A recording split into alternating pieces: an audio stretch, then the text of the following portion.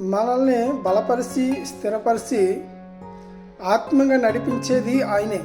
మనం ఈరోజు గుర్తుపెట్టుకోవాలి, మనము బలముగా ఉన్నామని లేకపోతే మనం ఏదో సాధించామని అంటున్నామే కానీ ప్రియా దేవుని సంగమా, ఆయన కృప లేకుండా ఆయన హస్తం లేకుండా మనం ఏమీ కూడా చేయలేము. మనల్ని బలపరిచాడు, మనం స్థిరపరిచాడు, ఆత్మీయంగా నడిపిస్తూ ఉన్నాడు.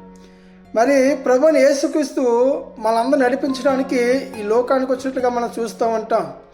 దేవుని వాక్యాన్ని వినటం వల్ల విశ్వాసం కలుగుతుంది. ఆయన మార్గంలో మనం స్థిరంతముగా ఉంటాము. ఆత్మకి జీవితంలో మన బలాన్ని పొందుకునే వారిగా ఉంటాం. ఈరోజు ఆయన స్థిరపడాలంటే కనుక, ఆయన ఆత్మీయంగా మనం బలపడాలంటే కనుక నీవు వాక్యానికి లోబడాలి. మనందరిని కూడా స్థిరపరుస్తాడు. ప్రియ దేవుని సంగమ, మర్చిపోవద్దు. దేవుని వాక్యాన్ని విడవకుండా ఆ మాటను మనం ధ్యానించుకుంటూ దేవుని ఆత్మను మనము వర్ధిల్లబడాలంటే కనుక ఆయన మనందరము వాక్యాన్ని పడే లోబడేవారుగా ఉండాలి. ఆయన మాటలు వినేవారుగా ఉండాలి.